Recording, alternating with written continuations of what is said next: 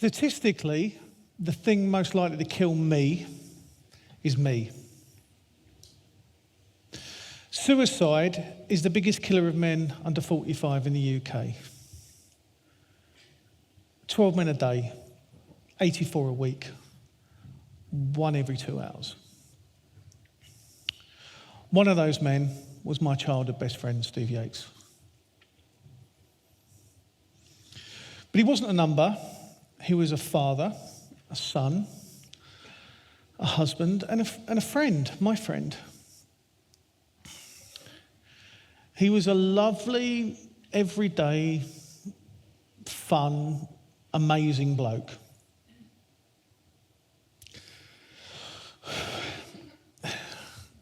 As kids, as teenagers, we were inseparable.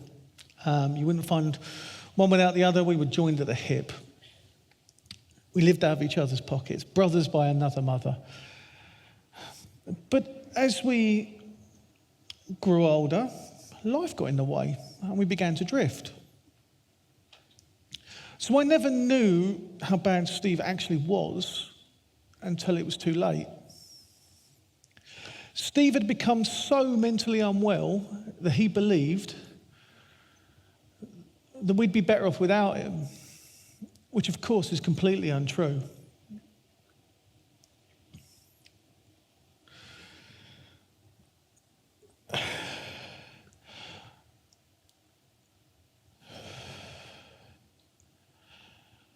We chat every now and again, but he'd always tell me that everything was great. When Steve died, I, like many others, blamed myself. What could I have done differently? How could I have helped him? Why did he do it? But I knew that I couldn't go back. I had to go forward. But how do I do that? I needed to help the next Steve, to stop other friends and families going through what we were going through. Around that time, I read an article that said men of my age watch sport and documentaries. So that's what I'll do. I'll make a film. Steve is a positive documentary about male mental health. Real people, real conversations, and most importantly, real solutions. For a year, I travelled the country talking to amazing people about what they were doing, and more importantly, what we can do to stop it. And what I found was that when I showed my vulnerability, showed that I wasn't great, it was easier for others to open up. We had the premiere last March, an amazing 300-person that finished with a standing ovation. I was completely humbled. But by the way that people reacted to it, I thought this could be the start of something even bigger. I discovered that the making of the film was actually only half of the solution. How, and more importantly, where I show it, could make the real difference. I asked myself, how do I get this film to the men who need it the most? Well, I needed to go to them. That's when the hard work really began, going to where the men are. So that's what I did. I went to pubs, sports clubs, gyms, building sites, wherever men naturally were. I've now done 47 screenings, everyone from Coots, the Queen's Bank, to a Category B prison. And each one very different, each one sparking amazing conversation, each one bigger than just a film. I found that pubs are the best. Yeah, I know about the relationship between alcohol and depression, but a good amount of men are in pubs.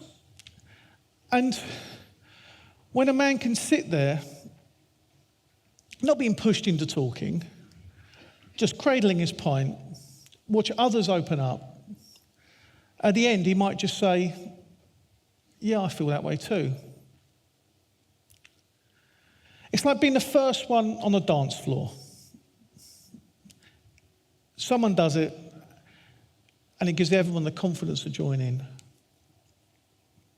I've been there when a group of men who've never met each other before suddenly open up about their stresses and their pressures just because they've seen others do it on screen.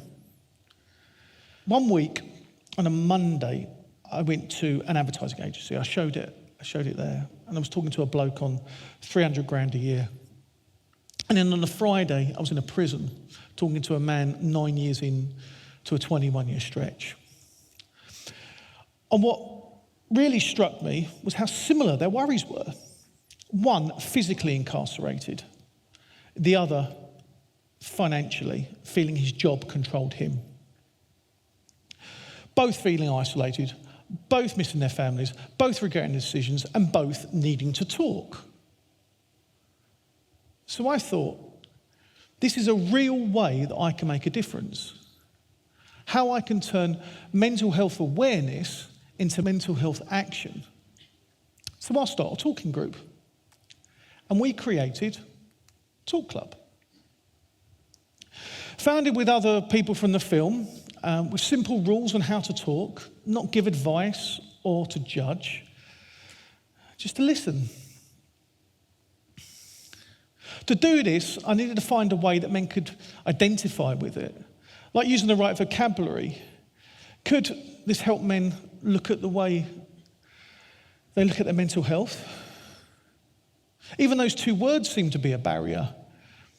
Many men I talked to thought that mental health and mental illness were the same thing.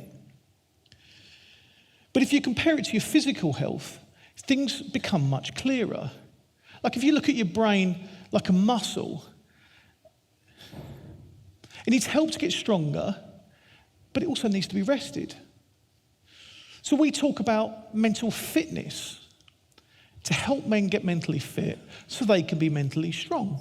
Get fit, be strong.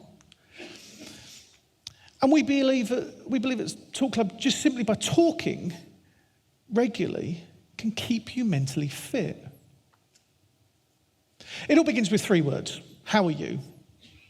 But as we know, many men find it difficult to articulate that.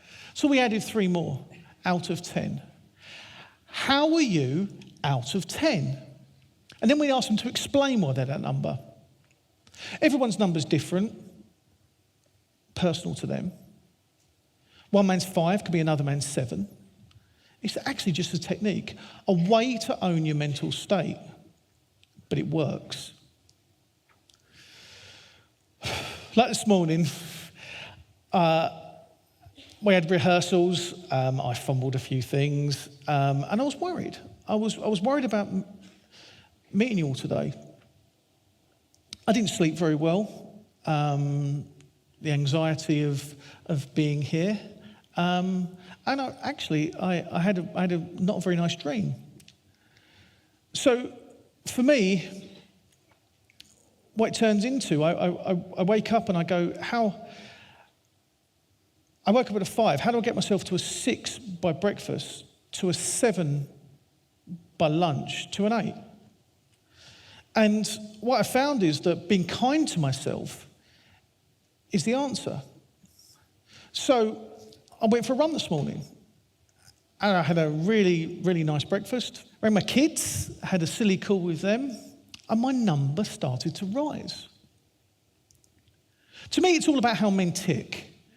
From the flyers we hand out to where we have the groups. So look, these are the rules, right? We don't read instructions, but we need rules on how to talk. So what's the first thing? What's the first thing a bloke's going to do with these, right? He's going to fold it in half. He's going to fold it in half again, and he's going to fold it in half again, and he's going to put it in his back pocket. So I'm going to use every single side of this to convince you that you need to be part of Talk Club. Our online community has only been going a few months. And we already have over 1,000 men talking about their numbers regularly. We have 21 physical groups globally, running weekly and monthly in pubs, gyms, male-dominated spaces, male-comfortable spaces. We make sure that it's a safe, comfortable, confidential environment where men feel what they can get out whatever's in their heads. A typical group might be 8 men. We sit in a circle, we have a talking ball. Only man holding the ball talks.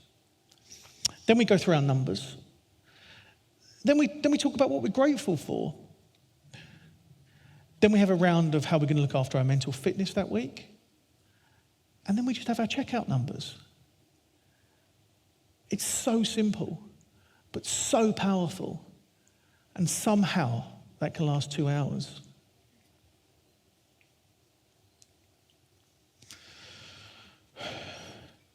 Before Talk Club, many members have said to me,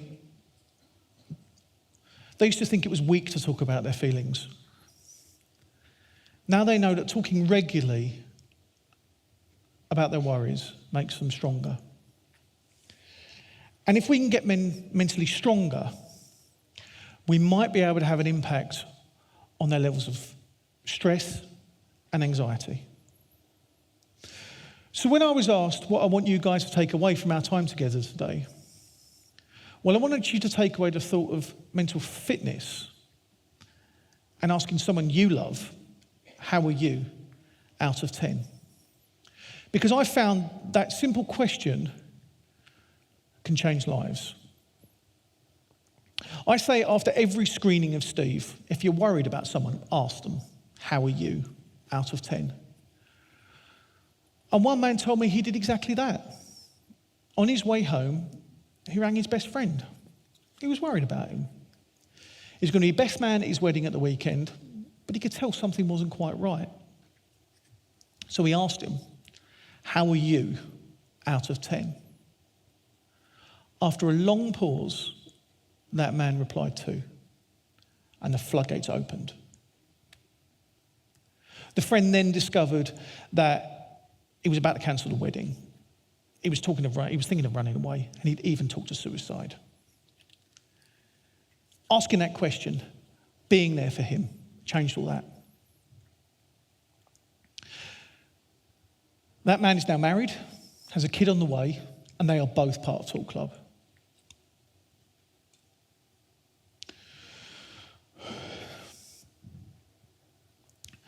I believe if Talk Club had existed 10 years ago, Steve would still be with us, and I wouldn't be on this stage now. But I can't go back. I can only go forward. I can only try and help the next Steve. So I ask all of you, how are you out of 10? Thank you.